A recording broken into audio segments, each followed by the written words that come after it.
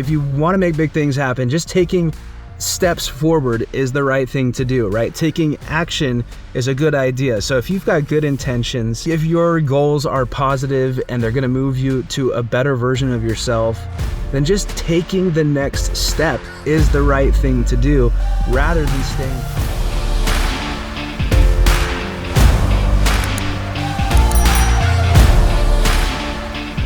Hey, it's Parker with Upbeat. Welcome and Happy New Year. This is the first day of 2024, which is crazy, but that means for many of us today, right now, and maybe even for the last couple of weeks, we've been in a goal-setting mindset. You know, we're making plans for the year.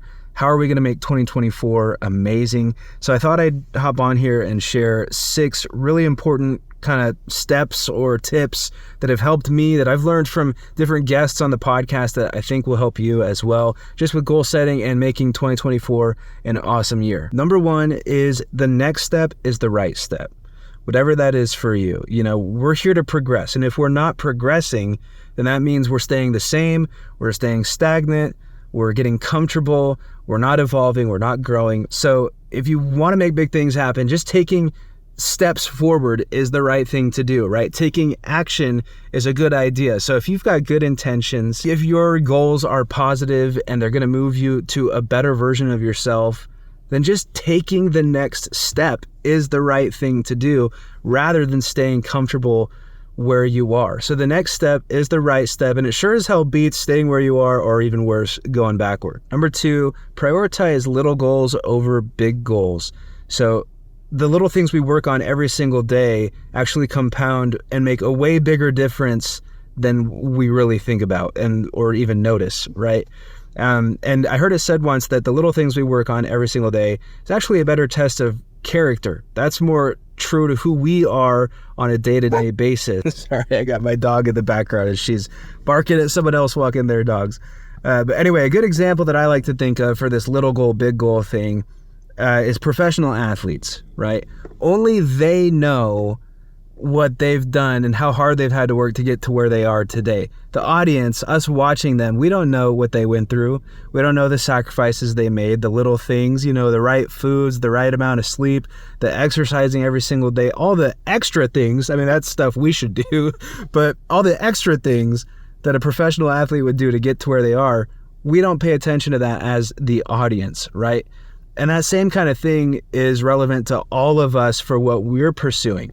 Only we know what we're going through to get to where we are today. And the audience, the people watching us and liking and that we share things to, they don't know the behind the scenes and all the little things we did to get there. But it takes those little things to get there. So if you want to get better at something, if you want big things to happen, then focus on the little things that are going to lead you there. Number 3, you know yourself better than anyone else knows you. So don't overwhelm yourself with too many goals or too big of goals to the point where you're discouraged, you stop altogether, and you convince yourself out of even trying anymore. It's okay to change and modify your goals, and it's always better to have continuous goals that you're constantly adjusting and changing and reconfiguring. That's better than, again, beating yourself up over a big, massive goal that you feel like you're never going to get to.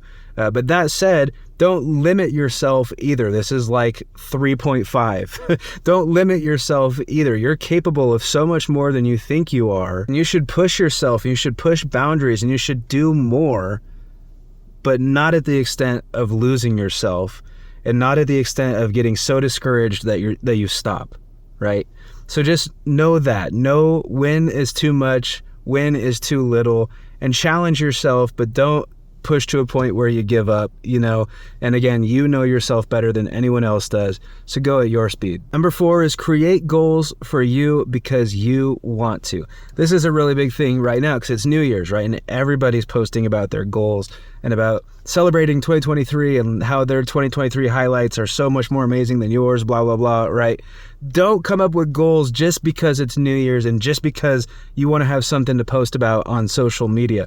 Come up with goals for you because you want to, and create goals that are personal to you that maybe even nobody knows about. That's one of my favorite things. I mean, you can have goals that you share with other people if you want to, but I think it's a cool exercise to have personal goals that nobody else knows about. And when you achieve them, to work on being proud of yourself and letting that be enough validation or whatever it is you need, right?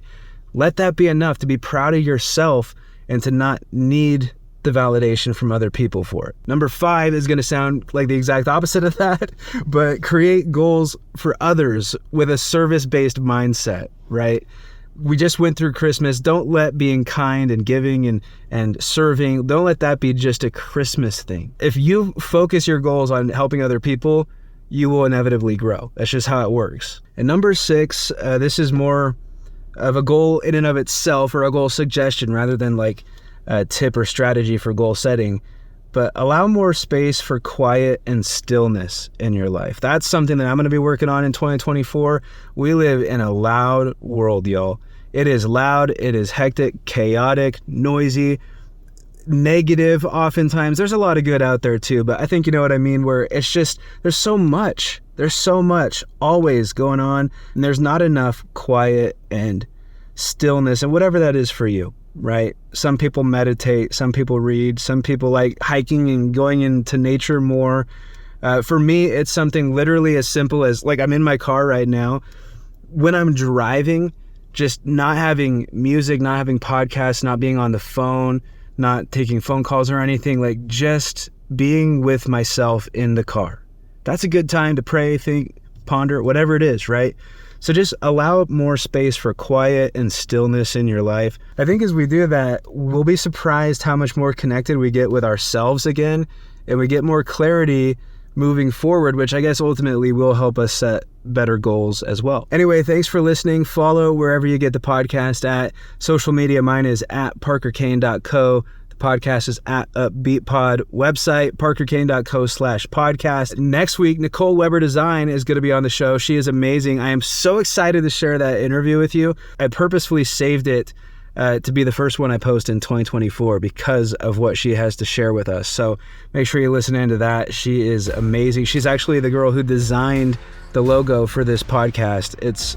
Her work is incredible, but it was cool to hear her story on the podcast and the advice that she has for all of us. So it's awesome. We'll see you next week with her, Nicole Weber Design.